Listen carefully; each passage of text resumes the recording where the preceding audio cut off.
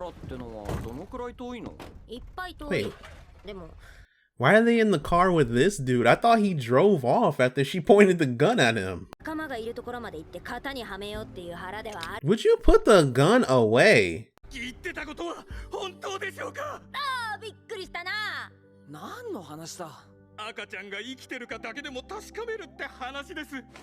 Wow. Oh, he actually has it on his arm now. Whoa.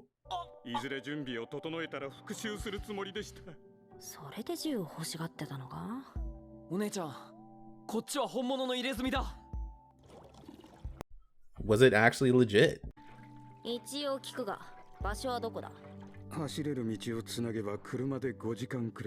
So we're actually gonna go there.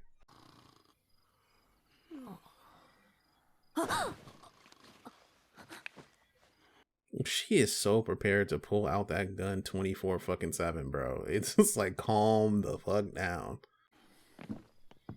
Damn, he sleeps with his eyes open?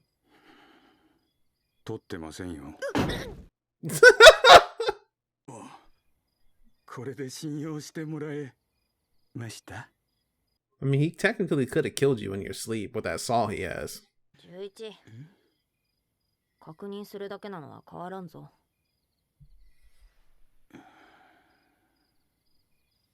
Damn.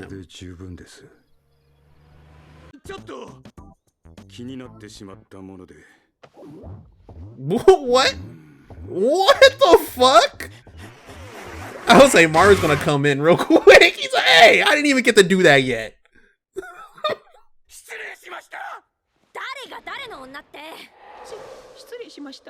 Yeah, you still fucking played Maru last time. Let's not forget that. Oh, because she's a woman, probably be a part of the breeding program. Wait, what?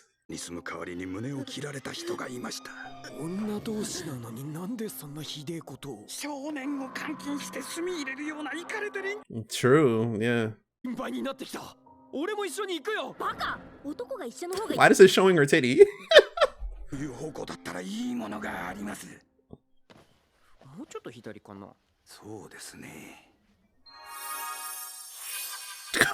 Hey, Maru! Yeah, Kariko, we gotta move over. We gotta get those Maru pics. I mean, granted, Maru looks exactly like Tokyo. Maru. I'm not gonna lie, Maru looks better. But since you're a woman, I'm gonna pick you. This is so stupid.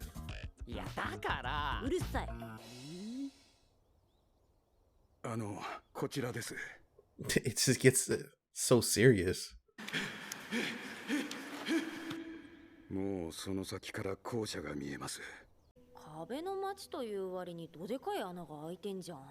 So obviously somebody broke in or broke out, to be honest. Like, if they were treating people like that.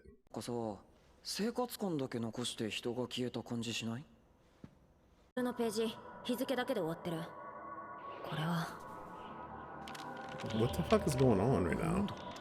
What is going on?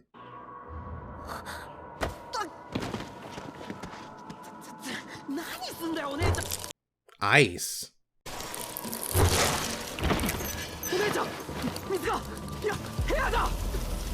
So someone is there.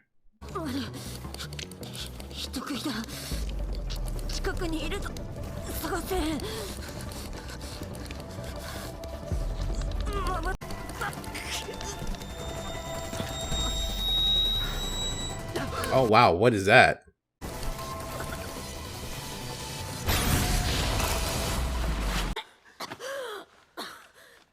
What? The animation just changed. What? They had a whole different style there.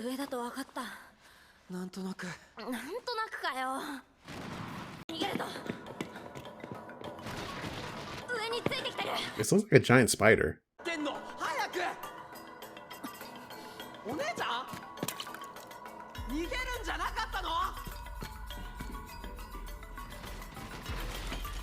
Why'd she put water in her mouth?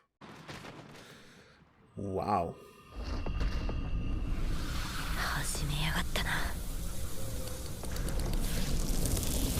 It's like an ice bubble. What the fuck?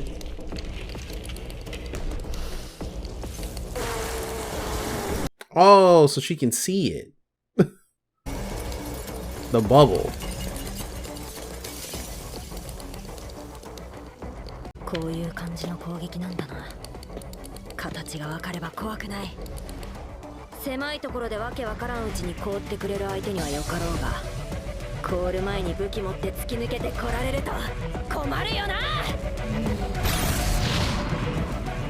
Cut it in half. Ah, my booty.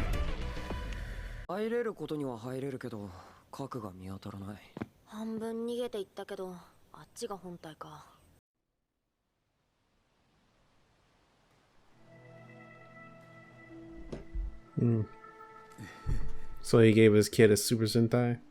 Oh no, both of the girls.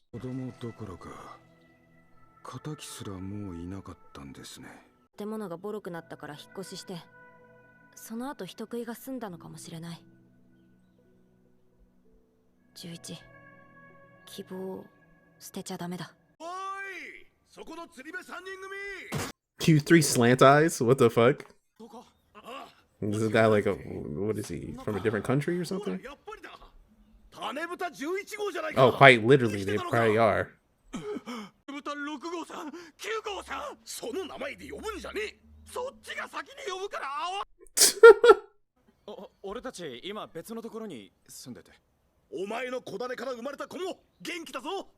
Oh, wow.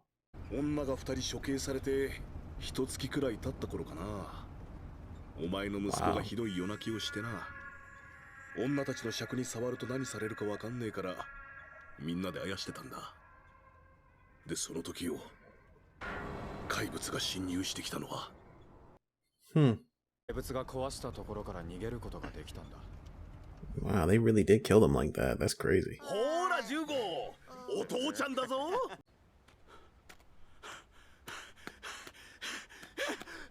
Have you been wondering about his baby that whole time, bro?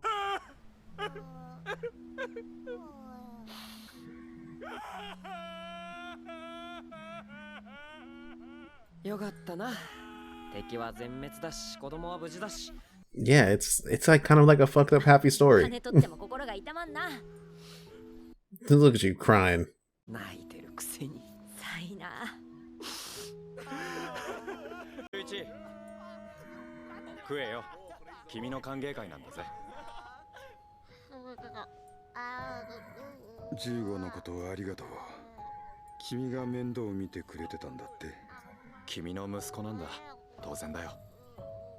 He looked a little worried in the car, though. In the van, I mean.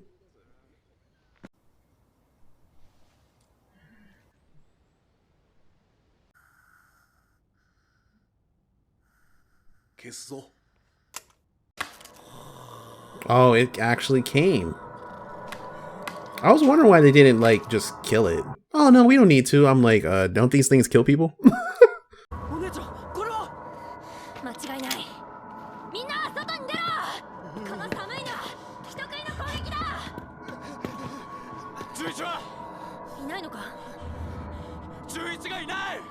This fucking first-person perspective.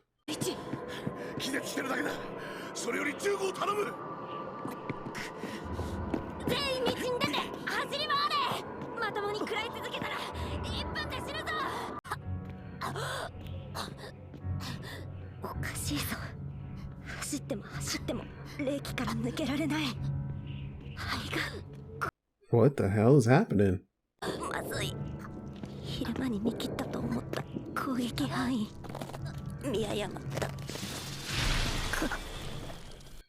It's another dream?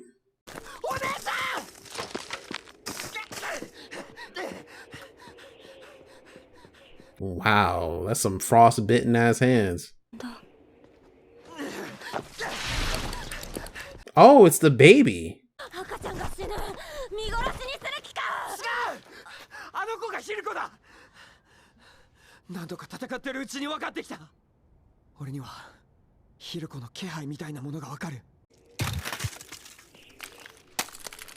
So it just has a special ability. That was probably the mother that they tried to kill.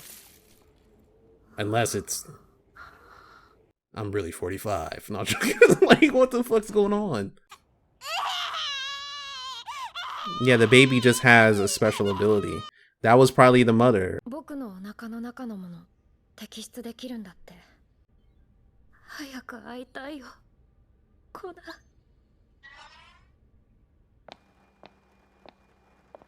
You know what? That baby's probably gonna grow hella fast in the first place because, like, they're genetically engineered to be better.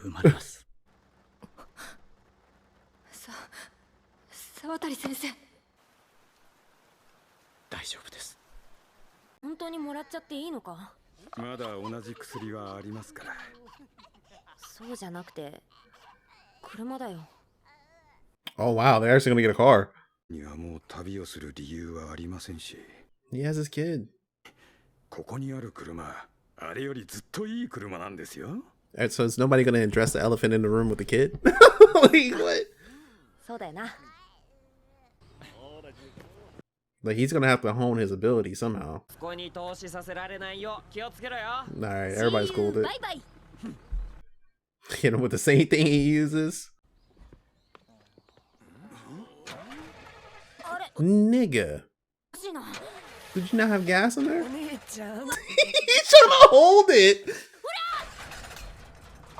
He's like, man, I was gonna be cool going off in the distance. What the hell? 皆さん、これから新しい仲間をお迎えします。 Your new 皆さん friends. はこれからとても大事な時期を迎えます。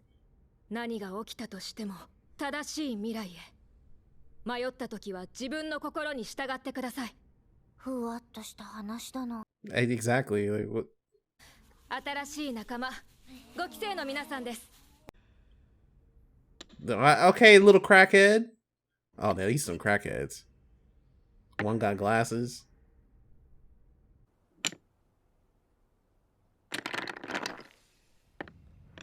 Is there blood on the kid's face? What did the dad do?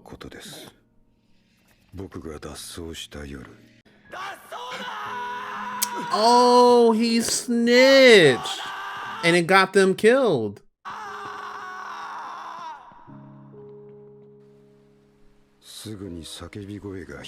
That's why he was looking like that in the fucking van. これは逆恨みなのでしょうか。もう僕にはわかりません。ただ一つだけ確かなこと。15の母親を殺したのは You. それではまたいつか。 The fact that he left the car, though, you would think he would have.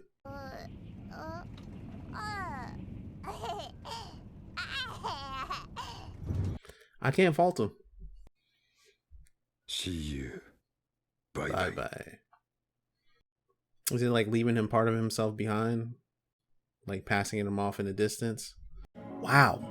Like, fucking wow. That was a really, really good episode. Heavenly Delusion hitting again and again and again. Like, damn, this actually might be my anime. Honestly, it is my anime of the year right now. It's just been so good. Like, originally it was Trigun this year, and of course Vinland, but like this, they made you care about this character and it felt so organic, even though he was only in 2 episodes. But we have a new flock of kids. A new flock of kids coming in the facility.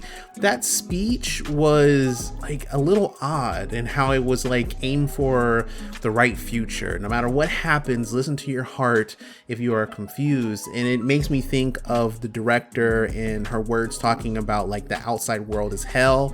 We know that this facility is in the past, so this is before this great cataclysm, like whatever it is, this is a time before then. So I'm guessing they're gearing these kids towards, I've said this before, being the best, the brightest, or basically being humanity's saviors in and of a way.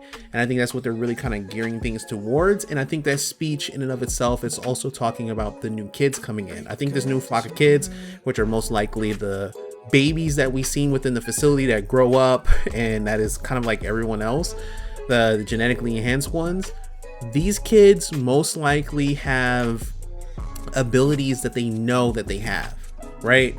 That's even probably why one of them wears glasses. Like they have probably their abilities unlocked to some extent, and they're able to utilize them, while our main cast of kids, like when it comes to like Cuckoo, Mimihime especially, Kona, Ashura when they were there, and then like Taka, they're the only ones who really exhibit some sort of like ability, right? Like Cuckoo can climb on walls and stuff and is very athletic. Taka is like the same thing. He's super strong and stuff. Even the one kid who died was the same way.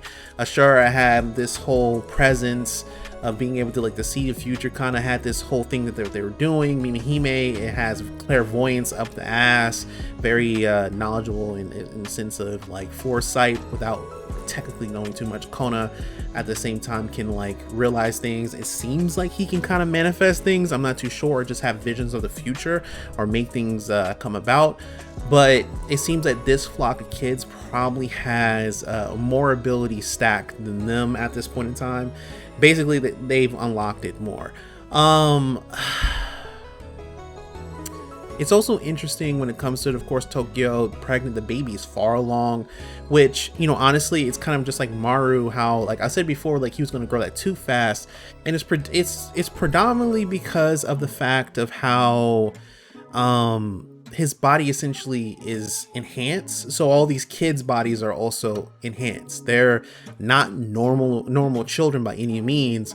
So that would also mean that the pregnancy wouldn't necessarily be normal either when it comes to Tokyo, and that the baby could, like, you know, instead of 9 months, let's say the baby's born in 3 months or something like that. Hell, even when Tokyo's laying in that bed, she looks a lot older for some apparent reason. I'm not too sure what's going on with Sawatori and the person who basically took his job that he wanted, because he was telling her, like, you know, Tokyo's pregnant, that the baby's not pregnant, but the baby's going to be born soon. But he's also saying that everything's going to be all right. Like they have some sort of plan or something, but they were always like, you know, kind of combined at the hip. But let's talk about the big thing in this episode, right? Juchi. Man, where to begin? His kid has ice powers. So obviously the person that he donated his sperm to has to be one of the kids from the facilities, because I said before that these monsters are essentially the kids. We get that when I forgot what his name was, Taru. When Taru died, he had like this chrysalis left over, and it looks just like the cores that Maru is essentially destroying. These kids also have enhanced abilities, stuff like that. They also have these diseases, and for what we got with basically who's Shino in the future, Shiro in the future, well, you know, it's Shino, right? Anyways, what we got with him when it comes for the future, he talks about how Mimihime, who I assume that's the lady who that is, says that they would eventually turn into a monster. So I assume that kind of like happens with all of the kids, and that monster that they went against most likely is one of the kids, and it is the mother of this child, because they both have the same sort of ability, meaning that when she did get impaled and killed the way that he described it, her core was essentially left over, and then from that it basically birthed a monster. That's what I'm kind of getting from that situation there. But it's interesting to have a kid growing up with these abilities this sort of way. So, you know, you might die to it, you might not, but the whole thing in this, beyond his kid having abilities and the girl possibly being one of the kids within the facility that joined this group, right? And probably both of them are both of the like wives of him, essentially, like his wives, like both of them are probably from the facility also, since they're like connected at the hip, which is seemingly I might have to look back at seeing who's been kind of teamed up with who, if that's the case, because there was that one group of girls who were kissing each other, but we never really like they never showed any abilities or anything like that. It's just, you know, and then you see other people connected. I don't know, there's so much stuff to think about.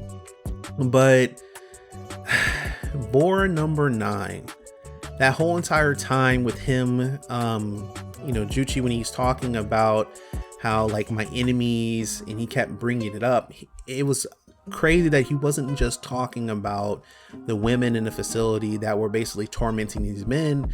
He was talking about also Boar number 9, who was essentially his enemy, because he's the one who got his wives killed, and also the detachment he had away from his child.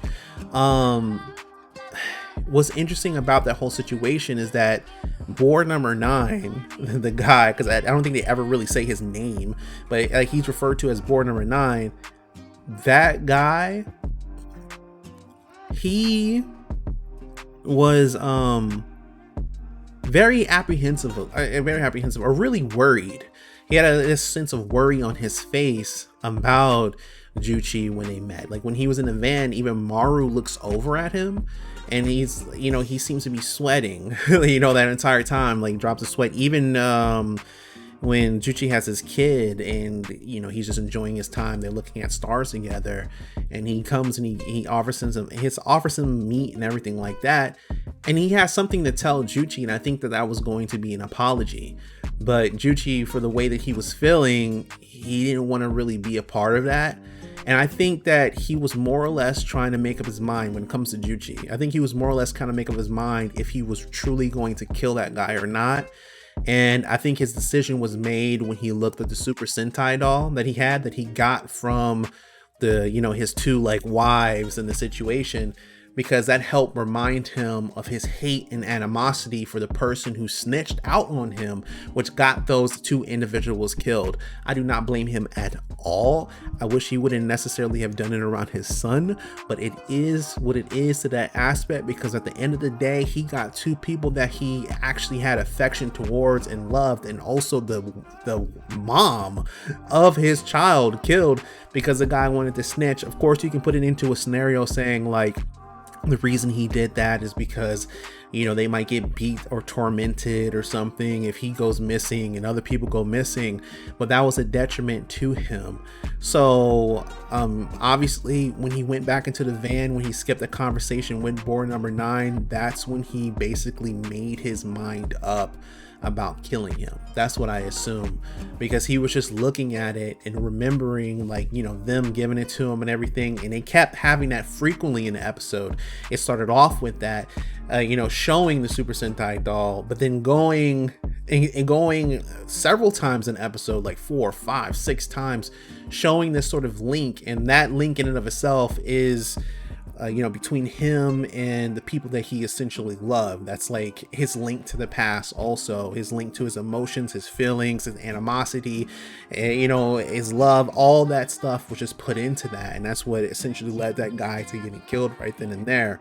And when he moved past it, he moved past himself of just being this fleeing person running, and, you know, not being able necessarily to face the things that were before him. He was scared so many times within this episode, but as he said, "See you, bye bye," that was, you know, a reference to himself of leaving that sort of thing in the past and now living the new life. He doesn't have to have this animosity, this fear.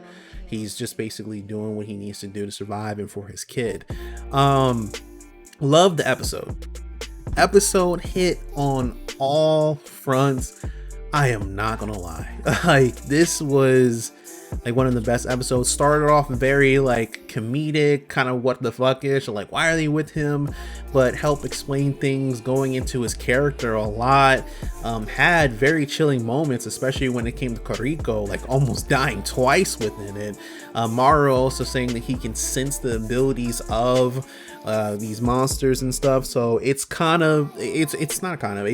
really interesting. I like to see how these things are playing out, and I can't wait for more. That's all I have to say. I cannot wait for more. See you guys later. This is Ky.D. Like, comment, subscribe, and all the good shit. I am out.